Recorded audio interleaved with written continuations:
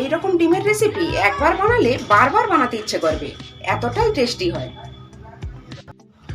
নমস্কার বন্ধুরা, আমি রেখা ঝটপট রান্নায় আপনাদের সবাইকে স্বাগত জানিয়ে চলে এলাম একেবারে অন্যরকম স্বাদে ডিমের রেসিপি নিয়ে।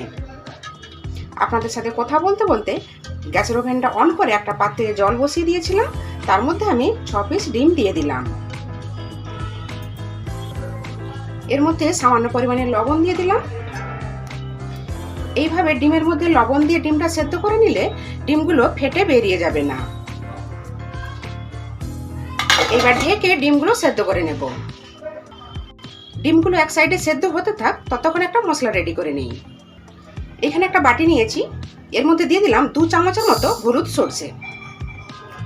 এর সাথে দিয়ে দেবো 1 চামচ কালো সরষে, আর দেবো 2 চামচ পোস্ত। এইবার দিয়ে দেবো 5-6 কলি রসুন। এবার এর মধ্যে অল্প একটু জল দিয়ে ভিজিয়ে রেখে দেবো 10 মিনিট।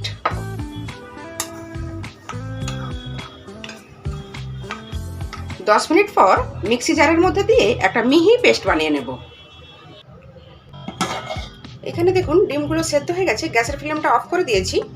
এবার ঢেকে 5 মিনিট রেস্টে রেখে দেব। সব ডিমগুলো আমি ঠান্ডা জলের মধ্যে নিয়ে নিয়েছি। এবার খোসাটা ছাড়িয়ে নেব।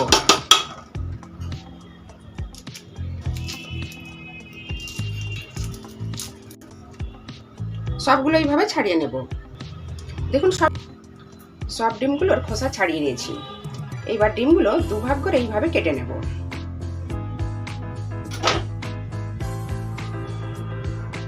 সবগুলো আমাদের কাটা হয়ে গেল। এইবার দেখুন গ্যাসের ওভেনটা অন করে একটা কড়াই বসিয়ে দিয়েছি। কড়াইটা আমাদের ভালো মতো গরম হয়ে গেছে। এর মধ্যে দিয়ে দিলাম কিছুটা পরিমাণে সরষের তেল। এই তেলের মধ্যে দিয়ে দিলাম সামান্য পরিমাণে হলুদের গুঁড়ো। এবার এই তেলের মধ্যে ডিমগুলো এইভাবে দিয়ে দেব। দেখুন সবগুলো দিয়ে দিয়েছি। উল্টে পাল্টে লালচে করে ভেজে নেব।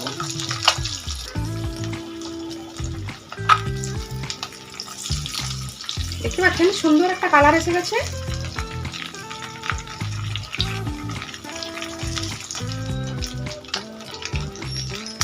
গ্যাসের ফ্লেমটা এই সময় মিডিয়ামে রাখতে হবে। ডিমগুলো আমাদের ভাজা হয়ে গেছে, একটা প্লেটের মধ্যে তুলে নেব। গ্যাসের ফ্লেমটা অফ করে দিলাম। এবার বাকি তেলের মধ্যে দিয়ে দেব সামান্য পরিমাণে হলুদের গুঁড়ো, পরিমাণ মতো লঙ্কার গুঁড়ো। তেলের মধ্যে মিশিয়ে নেব। গ্যাসের ফ্লেমটা কিন্তু আমাদের অফ রাখা আছে। এইবার দেব আগে থেকে যে মশলাটা আমি রেডি করে রেখেছিলাম, দিয়ে দিলাম। মশলার বাটিটা ধুয়ে সামান্য পরিমাণে জল দিয়ে দিলাম। এইবার এর মধ্যে দেব আগে থেকে ফেটিয়ে রাখা 3 চামচ টক দই।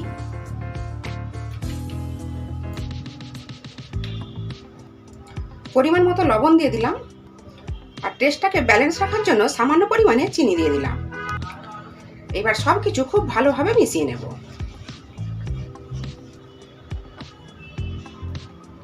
খুব ভালোভাবে মিশিয়ে নিয়েছি। এইবার এর মধ্যে ভেজে রাখা ডিমগুলো দিয়ে দেব। এইবার উপর থেকে দিয়ে দেব 5-6টা চেরা কাঁচা লঙ্কা দিলাম। ঢেকে দিয়ে মিডিয়াম ফ্লেমে 5 মিনিট হতে দেব। 5 মিনিট আমাদের হয়ে গেছে, গ্যাসের ফ্লেমটা অফ করে দিলাম। এবার ঢেকে 5 মিনিট রেস্টে রেখে দেব।